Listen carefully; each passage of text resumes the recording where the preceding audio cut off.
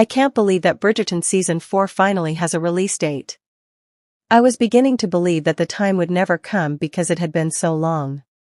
I mean, I've watched Season 3 multiple times while waiting for the new season, and I'm not even going to tell you how many other shows I binge-watched during that time. As you can see, we have a lot to talk about, so let's begin. At this point, I suppose you are all aware that Benedict will be the focus of Season 4. We've never seen him settle, so when I first heard the news, I was kind of shocked. He's always been the funny and unpredictable guy. I haven't forgotten about Paul or Lady Tilly either. That trio thing was definitely something I wasn't expecting, but it didn't surprise me too much. After all, Benedict is the one. Anything could occur. So, those are the reasons why I was surprised to see him fall in love, but honestly, I think it's time. When Eloise is the second oldest, it would be odd to make the season about her, but I think it's clear that Season 5 will be about her. Who knows, we might even see her love interest at the masquerade ball. Okay, back to Benedict. He is going to be completely blown away based on what we have seen in the date announcement video and the sneak peeks. We haven't seen him look at anyone like that before, not even Lady Tilly. The same goes for the beautiful Sophie. The tension between them is palpable.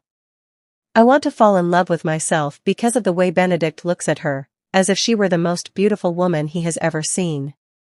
The fact that he can't take his eyes off her, even though he's only seen her with her mask on, makes me believe in love at first sight. However, as we are all aware, beauty is not without its challenges. Just like every single Bridgerton season, this one's no different, except the complication is even bigger this time. Sophie isn't part of their society. She is a maid, not even a commoner. Okay, I know they see maids as commoners, but she's a commoner who actually works for people like the Bridgertons, so you get my point.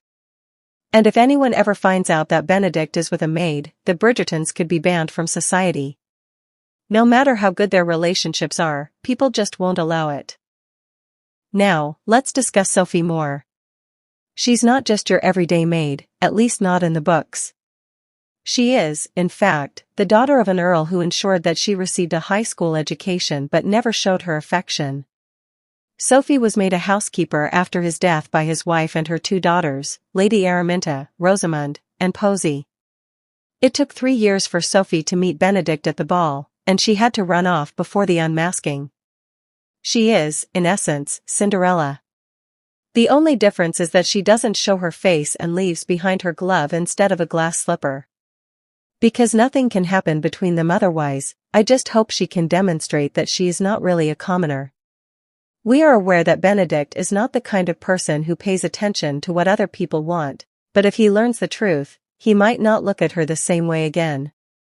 Now, moving on to the other Bridgertons, we still have the Francesca and Michaela situation. How could anyone forget that? It was even more significant than Benedict's trio plot. We literally saw Francesca speechless, she couldn't even say her name. If we examine the books, there is unquestionably a connection between them. Lord John Sterling's cousin is originally a man named Michael, and he's madly in love with Francesca from the moment he sees her. However, Francesca is unaware of Michael's feelings because she is in love with John. It seems the show will flip this dynamic, and we'll have to see whether Francesca ends up cheating on her husband or not. We will also welcome Anthony and Kate with their newborn, Francesca, and I'm really excited about that. Since Penelope and Colin also have a son, I can't help but imagine their kids growing up together. That would be the cutest thing ever, and I can't wait to see it.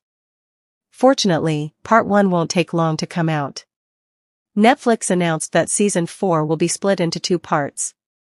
Part 1 will premiere on January 29th, and Part 2 will follow on February 26th. In all, there will be 8 episodes in the season, which is, frankly, insufficient for Bridgerton. Based on those release dates, I think we'll get the trailer by mid-December.